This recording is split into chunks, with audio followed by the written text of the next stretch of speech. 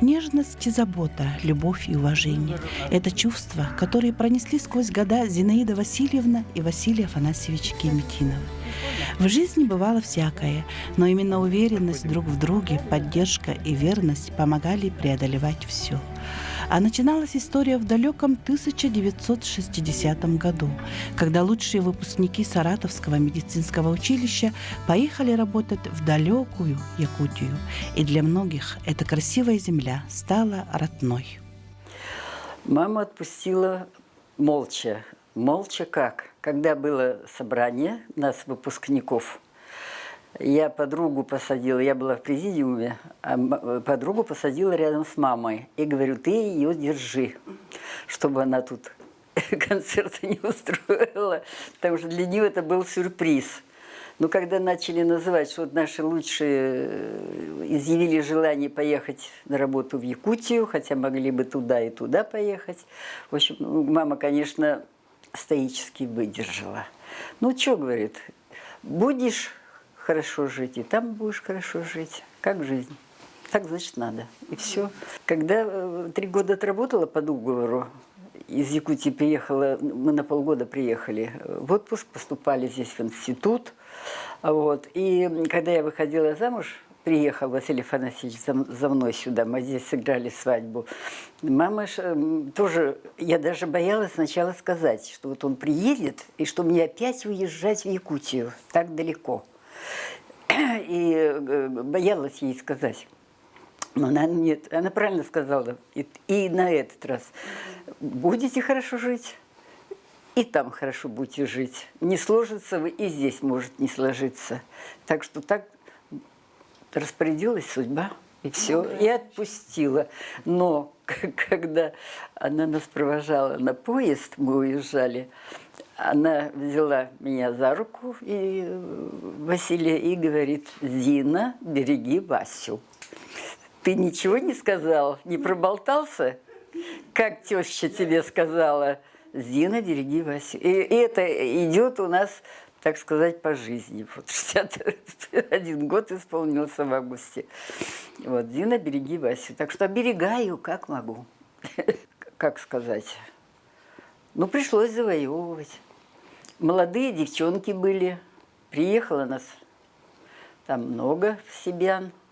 Ну, немного, ну, 6 человек было достаточно на него одного. И видели его там с бигудями, что он накручивает волосы. Ну, так это подначивали друг дружку, что типа того, там, не заглядывайся. Ну, в общем, как-то так. Кудрявенький парень был? Да, он кудрявый, до сих пор кудрявый. Ну, я иногда издеваюсь, говорю, ну что там, бигуди накрутил? Нет, вспоминаем наши шуточки. А как вы в первый раз друг друга увидели, встретились? Ну, встретились мы на собрании. Мы только прилетели 8 марта, пошли на собрание. Собрание поселка было в школе. Он работал директором школы. Но почему-то он сидел не в президиуме, сидел в зале. Мы опоздали, потому что мы с самолета были. Хотелось сразу познакомиться, как-то посмотреть на людей, себя показать. И мы в школе в дверях-то стоим, там в этот зал. Вот, и он зовет, около него были места свободные. И мы к нему сели, подсели. Он нам начал переводить. Что он переводил, я уже не помню, потому что я его не слышала, я только на него смотрела. Я сразу на него положила глаз. Вот что-то со мной произошло, все, он будет моим. Это мой человек. Вот как-то так. Мы познакомились с ним. Ну что, не жалею, 61 год прожили вместе. Конечно, жизнь прожить не поле перейти, как говорят, но всяко, было всяко. Ну, что-то, доверие, что ли, у нас между было друг к другу, или так воспитано, наверное. Я все-таки 3 детей у мамы. Умели дружить, а потом в то время было, дружить умели. И сейчас вот фильмы смотришь, только встретились, уже непонятно чего и как. А тогда-то чувства были, воспитывали эти чувства, берегли их. Ну а потом, когда мы уже стали встречаться, то он потом, я уехала, договор закончился через 3 года, и он приехал сюда, Ленинград ему знаком был, он здесь учился в Герцена. Ну, как, только для меня загадкой до сих пор, как нас мама записала на пятницу, и причем мы, и я не прописанная здесь, и он, как она нас записала, я не знаю, тогда же как-то по прописке регистрировали. Сейчас-то, по-моему, можно хоть где и как. Ну, в общем, система, да. всегда было как-то, так сказать, вопрос такой, так и остался висеть в воздухе. Как мама ухитрилась нас так записать? Но зато во дворце, да? Во дворце первый дворец бракосочетания в Санкт-Петербурге.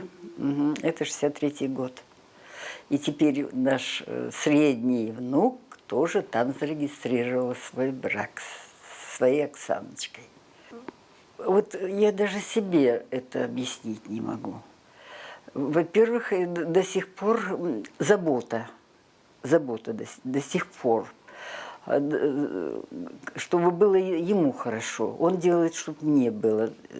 Конечно, вот он иногда и ночью ко мне подходит. Ты меня звала, тоже прислушивается, как и чего. Ну, не знаю, это что, мне кажется, это связь какая-то свыше. Ну, от нас, конечно, я считаю, что это тоже и терпение. Терпение друг к другу. Это же надо совершенно разные люди. Я и из Питера, и он из тайги. Совершенно разные у нас это самое. Но он, не знаю. Я считаю, что это любовь. Она перерастает потом я не скажу в нежность, нет, в заботу, в дружбу, озабоченность. Мне кажется, вот это вот, если это есть, значит, люди будут жить долго. Я очень хорошо знаю его, он очень хорошо знает меня. Он не делает того, что я не люблю, и я не делаю то, что он не любит. Это так по жизни. Вот не нравится мне его какая-то манера, я ему сказала, но это же бесполезно. Он же все равно так будет делать, и точно так же я. Но мы к этому просто с этим свыкаешься, привыкаешь, что он такой, по-другому это не будет. И как ты к этому привыкаешь и не обращаешь внимания, не обостряешь. И так во всем, вообще-то. 44 года стажа медицинского. Район дал очень много. Ты там педиатр, хирург, терапевт, гинеколог, кто хочешь. Все виды. И потом, когда вот я работала в Хабаровске на скорой, очень ценилось мое акушерство, знание акушерства. Как только роды в селе в каком-нибудь, значит, это будут мои роды, меня отправят. Или ночью там, смотрю, обычно кто приезжает за кем, уже знаешь, за кем там приехали. И что-то уже уехали, а я тут разлеживаюсь, в регистратуру подхожу, а в чем дело? Родов еще не было, вы для родов у нас, бережем для родов. Я тут у них только как царица. Так что прошли через все, и маститы скрывали, и очень... И кровотечений всяких бывало, и все. Случаев много, и интересных, и всяких. Поэтому, когда я работала в Сандарах на скорой, в Якутске перед Хабаровском, после Хабаровска в Якутске, потом Батагай и Черский, везде на скорой. Я ветеран труда, но никогда я ничего не могла заслужить за то, что я всегда была и старшим фельдшером была, и везде потом ставили, везде я была старшей. Но дело в том, что если дать мне какое-то звание, там надо определенное количество лет отработать на одном месте. А я-то ниточка за иголочкой по районам, 7 лет и поехали вот так вот. Опыт был, стаж был, все было. Но ветерана дали. Короче говоря, вот как-то так. Он умеет уколы делать. Мы в поликлинике не ходим. Я ему, он мне, когда надо, или витаминчики, или что-то. В общем, тут... Когда этот раз, когда он мне швы снимал после операции, он говорит, если не дашь сертификата, я тебе больше ничего делать не буду. медсестры. Родители Василия Афанасьевича, когда вы поженились, они же еще живые были. Да, мать уже видела и Андрея, и Танюшку при них, а отец видел только сына. Только то, что Андрей родился у нас в апреле, а он в феврале умер, там почти год было. Вы знаете, они были в поселке, во-первых, мы в одном доме жили. У нас было Петя с Верой в одной, во второй комнате мы были, а у них небольшая комнатка была. Они всегда были в стаде. Они очень редко в поселок приезжали. И почему-то старые люди, семьяне, некоторые даже палатки раскидывали до поселка. Считали, что в поселке, топили дровами, снег белый, наичистейший. А вот астматики у нас там две были. Одна вообще не заезжала даже в поселок. Так вот она говорила, что задыхается. Хотя воздух-то чистый был. И они были всегда в стаде. Они на очень короткое время там что-то купить, что-то там приезжали. А общаться, ну как, Василий?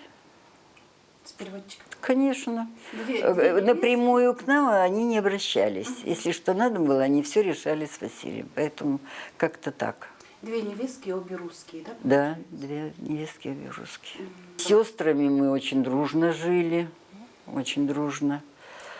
Всегда со всеми контактировали, все как-то, все было хорошо.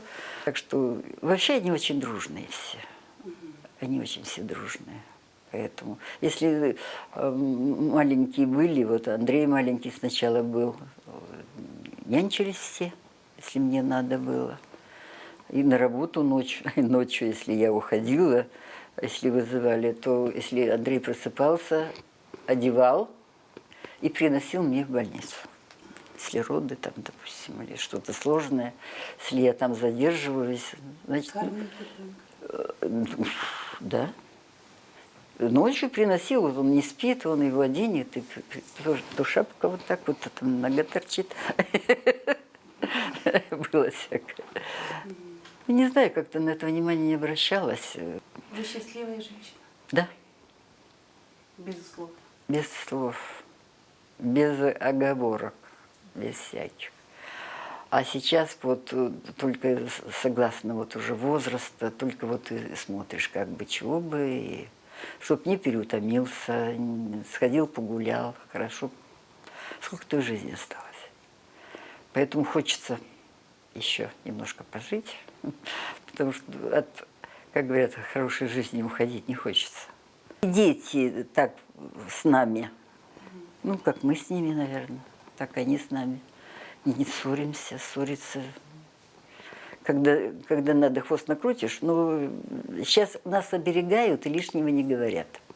Надо так сказать. Ну, правильно делают. Родителей надо беречь. Мы же бережем своих детей. Иногда излишне. Так, я вам хочу показать по фотографии нашу свадебную.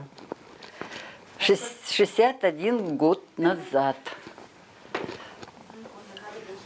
Она была черно-белая. Это при реставрации изменили цвет. Так, платье у меня было розовое, здесь сделали другого цвета. Красивые. Да. И фон этого дворца бракосочетаний, они тоже сами тут вот все. Раньше не было там ничего. Молодые, мама, папа. Вот это моя, это Анечка Руденко, с которой мы 3 года вместе работали. Мы учились с ней вместе 3 года и работали. А это вот сестра моя. Младшая. Младшая. Когда Василий, когда он прилетел и вели это самое, я за ним поехала в Питер, вот тогда еще Ленинград, значит, с Балтийского вокзала я его сюда, значит, везу, а у калитки встречает сестра. И ей было лет 18, по-моему, или 17. Она мне на ухо шепчет: давай спасибо, что ты моя сестра, отбила бы. Да, и она сейчас все время все как что-то с Васей у них любовь. Это вот тут мой такой уголочек. Я по рождению змея. Так, а это вот дети наши. Это мы в Черском. Дочь и сын. Они еще здесь холостые. Потом, потом поженились. Так что вот как-то так. Так, а это мама, папа. Ну, они там есть на той фотографии, и брат. Брат тогда на свадьбе его не было, он был, ну, он сейчас ушел из жизни, самый младшенький наш. Занимаюсь я цветами. Вот этот цветок я тебе скинула, который красиво цветет. Хорошо. И он цветет 8 марта. На кончиках, вот смотри. Я их вот так вот вместо полива брызгаю все, и все, и они счастливы. Так, а здесь мы занимаемся с Василием Афанасьевичем крутим педали. Так что вот ничего получается. Движение, да. Да, а зимой. Сейчас летом-то мы гуляем, а зимой, когда скользко, мы это самое занимаемся Ну, с ним. хорошо, что квартира, дом вот рядом с лесом, да, прямо смотришь? Да, да. Настоящий лес такой еще. Ну это летом, а зимой-то все-таки как-то Нет, зимой-то да, скользко, да. опасно. Так, это наша картина из Якутска, возим мы ее с собой, где бы ни были. По жизни она всегда с нами рядом. Ну, нас устраивает. Тепло, светло. Не собрание, а праздничное мероприятие было, так?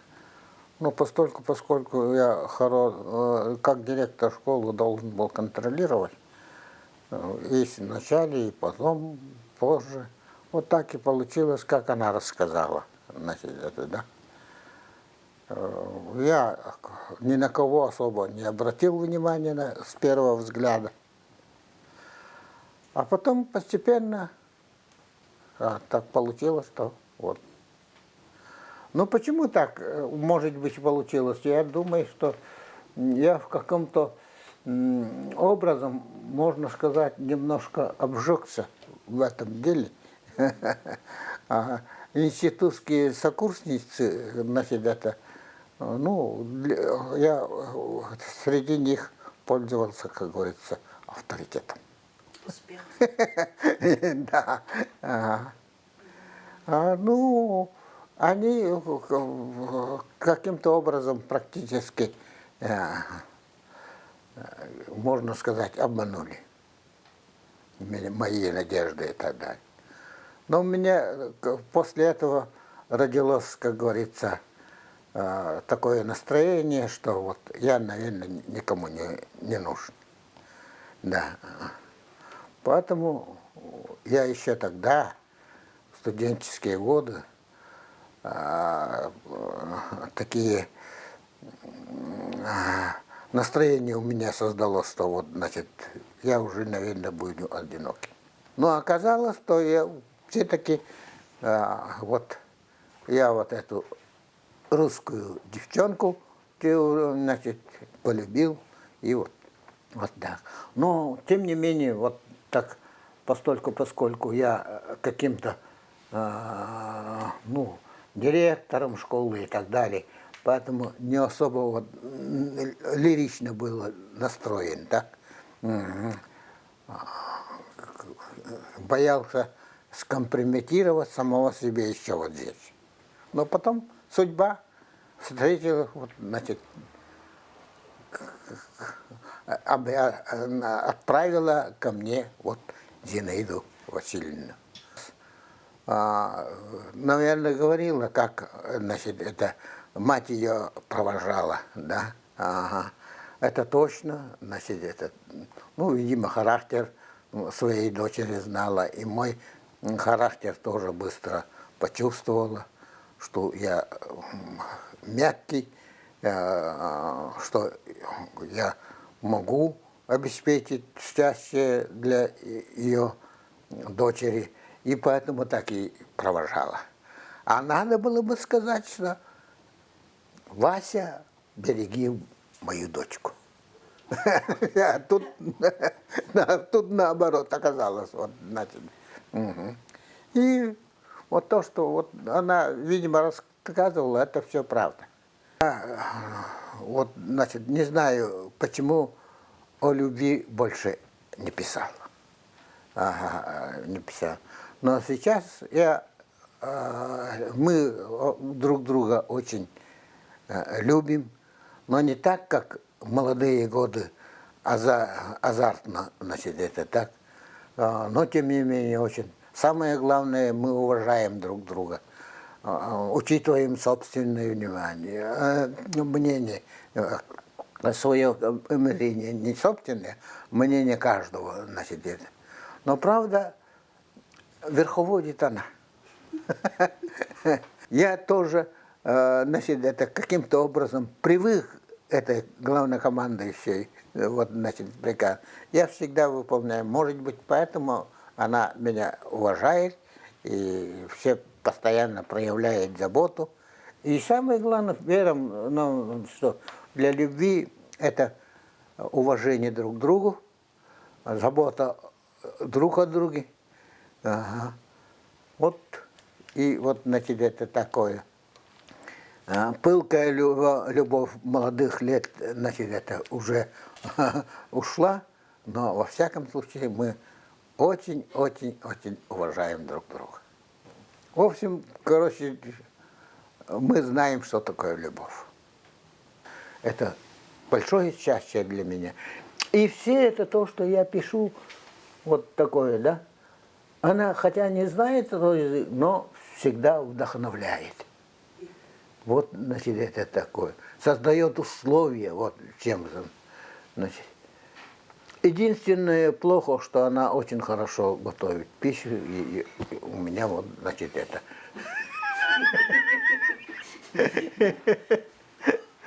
Но это тоже счастье, быть вкусно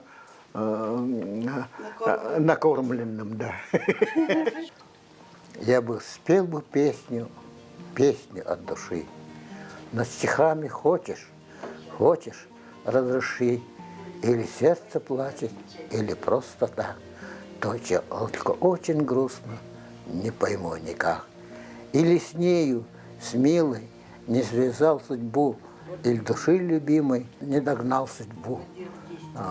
Только мне хотелось вместе с ней прожить, одного ребенка, малыша любить. О, слова простые, расскажите ей, что волосы волнистые пропадут скорей, как в теснинах горных маленький ручей.